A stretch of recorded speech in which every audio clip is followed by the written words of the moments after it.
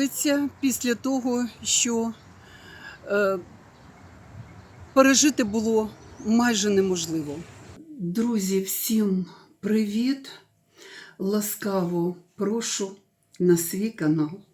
Сьогодні 26 травня, вівторок, і я вирішила все-таки з вами зустрітися, тому що мої глядачі вже мені задають питання знову. Але ж я робила анонс і говорила про те, що в мене зараз марафон, який я видихну тільки 29 травня, друзі. Уже деякі з нас, з киян, прощалися з життям. Наприклад, ми з Колею, ми буквально прощалися з життям, коли повз наш будинок в ніч з 23 на 24 травня летіли цілі рої безпілотників, оцих дронів джужащих. Летіли ракети, ми чули вибухи, і ці вибухи були настільки близько, що коли ми вранці почули, що атака була на всі райони Києва, ми не здивувалися цьому. Ми не здивувалися, друзі. Постраждало 40 локацій в Києві. 2 загиблих. Понад 100 людей постраждалих. Це атака така була небаченого масштабу, така величезна атака, масована. І мені пишуть відразу на ранок мої глядачі: Аріно, що з вами, як ви, що ви? Постраждав квадрат, це той квадрат, де ви любите гуляти. Ось, значить, сумочки, нема квадрата, нема сумочок. Друзі, ні, це не так. Квадрат, в якому я гуляю, він знаходиться в іншому районі, а то метро Лук'янівка, і там якраз от вигорів вщент квадрат. А мій квадрат, де я роблю огляди сумочок, і т.д. і т.п., цей квадрат у мене в районі. Що я хочу вам сказати, друзі? Ну, по-перше, киянам я привношу і приношу свої співчуття. І коли, знаєте, от щоденно у нас о 9 годині хвилина мовчання, а потім ми співаємо гімн в навчальному закладі. О 9 годині у вас є можливість спостерігати на вулицях, на дорогах, як стають всі водії, виходять з машин і хвилина мовчання. А у нас ще хвилина мовчання та ще співання гімну, друзі.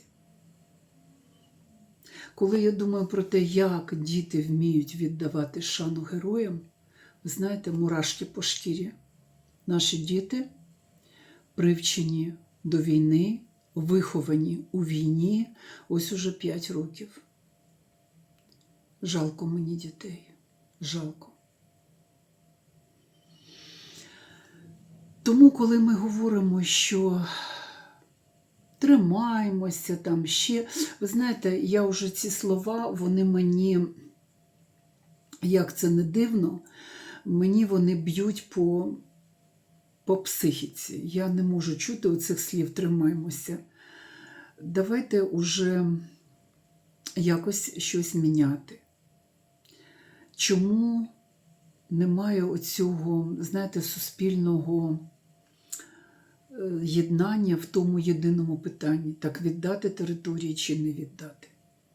Так, а ми довго будемо страждати? Ну добре, ми не віддамо ті території, Донбас, наприклад, да? А хто буде це все відбудовувати на тих територіях? Що взагалі буде з тими територіями? Шахти там працюють? Ні, не працюють. Все розвалено, все розбомблено, знищено. Да? Ну і питання, а народ простий ще довго буде отак от страждати. Друзі, ви зрозумієте, що після тої ночі я не мала сил взагалі вийти в ефір і щось говорити. І зараз знову, зараз, ви ж знаєте, що зараз які відомості, які новини, що Києву приготуватися, що буде далі. Далі буде в ці дні якраз.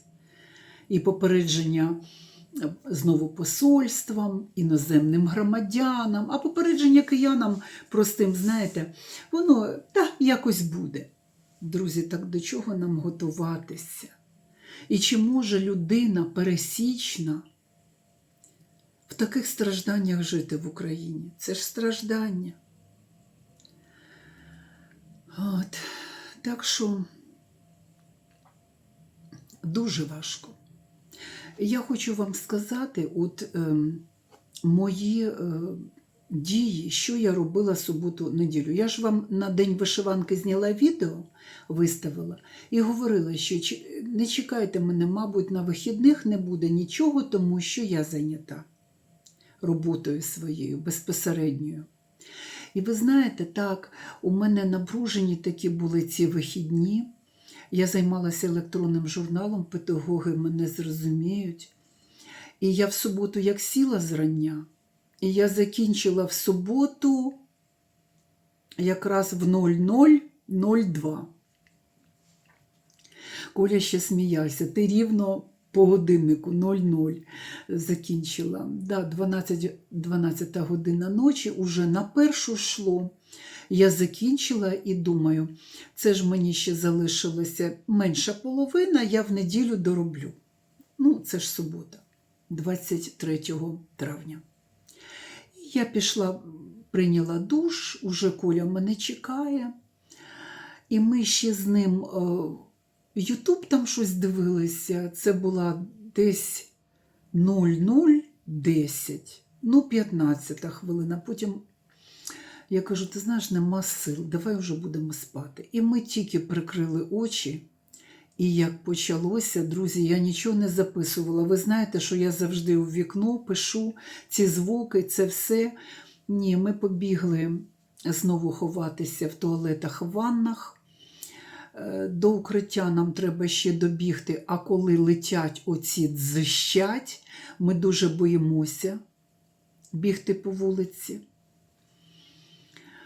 Тому ми залишилися вдома. Такої армагеддоністої ночі я ще не пам'ятаю давно. Скільки їх було, цих недоспаних ночей, скільки було цих вибухів, звуків, але такого масованого, одночасного нальоту ракет, дронів ми ще не чули. Тому я не записувала нічого. На ранок прокидаємось, Боже, а там новини. Всі райони Києва постраждали, 40 локацій у Києві, і те постраждало, і те, і метро Лук'янівська знову постраждала, і все, ринок Лук'янівський вщент вигорів. Люди бізнеси загубили, люди загубили роботу. Ви знаєте, коли це все отак спостерігаєш, аналізуєш, просто стає страшно. А ще оці обіцянки майбутнього Армагеддона. Подивимось, що це буде. Тому що ви пам'ятаєте, що в минулу весну було подібне. Кожну ніч вони атакували, а ми збиралися до Єгипту. Ви пам'ятаєте це? Це було минулої весни. В цю весну взагалі щось ще гірше твориться щось, друзі, ще гірше твориться. Так що я дуже вдячна тим моїм глядачам, які відразу пишуть, відразу знають новини, пишуть. Маша з Польщі мені завжди пише. Кияни наші мені пишуть, з інших міст України мені пишуть мої глядачі. Я вам дуже-дуже вдячна, дякую вам. Дуже хочеться дожити до кінця війни. Ось так, що я вам скажу. Дуже хочеться дожити. Друзі, я сьогодні ще в стані марафону. Він у мене ще не закінчився. Хоча я закінчила повністю електронний журнал, але ви знаєте, що навчальний процес триває.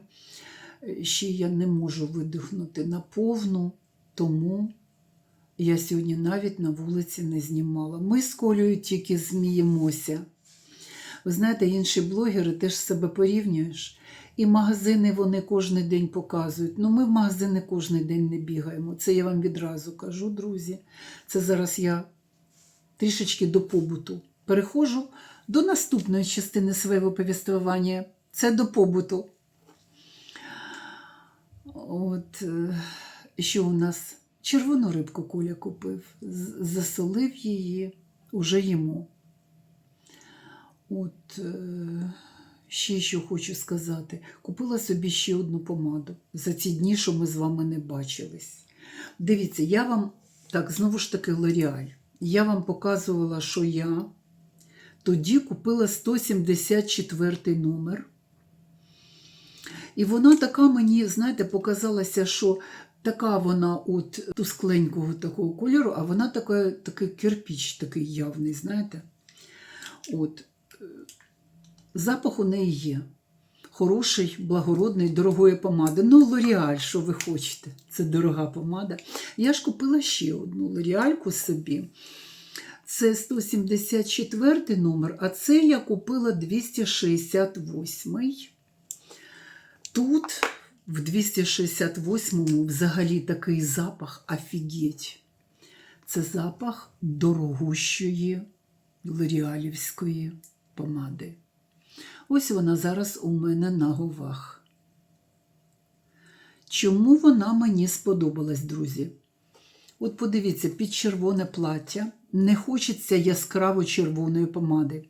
А ця помада, вона бере такий акуратний відтінок на себе, да? Акуратний такий, стриманий.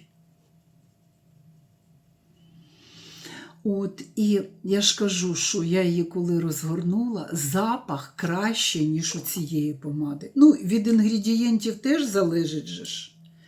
У них співзвучні запахи, але тут яскравіший запах такої дорогої лоріалівської помади. От. Це краще тон, ніж, наприклад, Maybelline. Я люблю Maybelline теж помади, якість чудова. Це в мене 379 тон. І написано тут фуксія. Ну вона, друзі, ніяка не фуксія, вона червона. Оця помада на губах, оця Maybelline, вона червона. Червона. Вона яскравіша набагато. І якщо мені хочеться яскравого акценту, наприклад, я в чорному одягнена, да? І я хочу акцентувати, я беру її. Ну це буває настільки рідко, ви подивіться, я її купила давно, подивіться, вона в мене не змазана, не скрашена, нічого. Так вона у мене і... Ну тому що дуже рідко я нею користуюся, оцим червоним кольором. Про помади вам розказала. Тепер хочу, і третє, на чому я хочу зупинитися, це коментарі на моє останнє відео. Значить, останнє відео у нас було, це кінець. Зараз я його відкрию. Проти спазму. Так, і тут у мене, скільки у мене тут? 100 коментарів. Люди приносять свої співчуття. Дякую ще раз уклінно всім моїм глядачам. От. І, да, хочу зупинитися на такому коментарі. Можете спокойно ехать отдыхать. Июль будет спокойный. Наступления на Київ не будет. 2 лайка на цьому коментарі. Фокстрот, ви, мабуть, екстрасенс. Ви, мабуть, все знаєте, буде на Київ наступ чи не буде. Це вже цікаво. І другий коментар, який теж я подивилася і здивувалася. Люба Кахалова пише: «Арина, именно ваша речь на русском меня по-хорошему привлекла в свое время. Жаль. 3 точки. Но продолжаю смотреть время от времени. Вы удивительно цельный человек». Що я хочу сказати з приводу цього коментаря? Так, у мене інколи буває таке на мене находить, що я жалкую, що перевела канал на українську мову. Ви про це знаєте. Ви зрозумієте, українська мова для мене ніколи не була чимось новим, як для більшості, хто перейшов на українську мову. Українська мова – це мова моєї професії. Я з молодості володію, знаю, викладаю цю мову в навчальних закладах. Значить, що я хочу вам сказати, друзі? Людина, яка писала цей коментар, не розуміє, що українці в більшості своїй – це білінгви. Пояснюю, що таке білінгви. Це люди, які досконало володіють 2 мовами. Білінгви. Або білінгвісти, скажімо так. 2 мови, російська і українська, для українців дуже-дуже близькі. Тому що для багатьох російська мова – це мова побуту, а українська мова – це мова державна, яка звучить в усіх державних установах, є мовою документоводства, діловодства і т.д. і т.п. Тобто українська мова – це мова, якою українці постійно володіли і розуміли її на всіх рівнях. Чому людина не розуміє, що для українців це нормально – володіти 2 мовами? Коли всі вели канали російською мовою, а я вступила в YouTube в 18-му році, я теж вела російською мовою. І пам'ятаю, що наскільки я завжди дивувалася, що тоді з нами разом був такий канал «Двоє рижих турагентів». І вони вели українською мовою свій канал, теж про подорожі. У них було дуже мало переглядів. Чомусь тоді до війни українці не підтримували україномовні канали. Тому всі ми вели російською мовою. Потім під час повномасштабного вторгнення у мене, знаєте, щось таке хлопнуло. Я вже не могла сприймати російську мову як мову моєї професійної блогерської діяльності на Ютубі. Тому я перейшла на українську мову, і я перейшла в 25-му році. Це не так уже й давно я перейшла. Але, друзі, у мене нещодавно був коментар на одному з єгипетських відео. Людина із Цюріха пише мені своєю мовою, що Аріна, з задоволенням подивилися ваш Єгипет і хотіли б вам порекомендувати перейти на автодубляж, тому що у вас дуже цікаві ролики, нехай їх дивляться у світі люди, а не тільки з такою подопльокою, що українці. І я тоді, останнє моє відео вже було, оце де я з півоніями, там я вже зробила автодубляж, друзі. Дійсно, хай дивляться в світі. Раз субтитри нікому не цікаві, можливо, автодубляж зацікавить людей. Ось я повідповідала на ваші питання. Друзі, я дуже хотіла засвітитися і з вами поговорити і нагадати про себе, тому що, так уже вийшло, що напружені в мене дні. Оці дні дуже-дуже в мене напружені. Друзі, я сьогодні навіть для того, щоб не бути занадто похмурою і скучною для вас, я навіть не одягла це червоне плаття.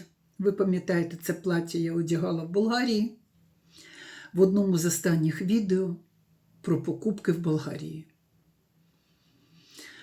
Чомусь я червоний колір списую геть, тому що дуже яскравий колір, і я почуваюся в ньому якось не, як вам сказати, не те, що неприродньо, а я почуваюся незатишно в червоному, скажімо так. А колись в молодості я дуже любила червоний кольор. У мене було дуже багато речей червоного кольору. Ось таке сьогодні відео, друзі. Так хочеться, щоб наступне відео було нормально, без поганої інформації. Тому що вже прямо боюсь я, друзі. Постійно погана інформація, це теж б'є, знаєте, на психіку, і ти себе почуваєш. Ти розумієш, що життя проходить повз тебе, що ти живеш в постійній тривозі, стресі, і ти постійно хвилюєшся і постійно чекаєш поганих новин. Це теж погано, але це тренд нашого часу, тих українців, які живуть в Україні. На превеликий жаль, доля нас роз'єднала, націю нашу. Одні живуть собі припіваючи в Європі, а другі багатостраждальні українці, вони тут, в Україні, ладні цілувати цю землю, жити на ній і мріяти про її свободу і волю. Нічого з 16 століття для нашої України не змінилося. Ото як почали запорозькі козаки обороняти землі наші, то від набігів монголо-татар, то від турецьких галер, то від всякої нечисті, пошесті. Ви ж пам'ятаєте, що, не буду говорити, бо зараз буде обідні історичні факти, не хочу. Мене і поляки дивляться, і всі, не хочу говорити, але історія то занадто напружена для нашої нації. Тож, мої дорогенькі, я вам бажаю всього найкращого, тихих ночей, мирних ночей, днів. Почувайтеся комфортно, не думайте про погане. Давайте будемо думати про хороше. Все, па-па, і до зустрічі на каналі.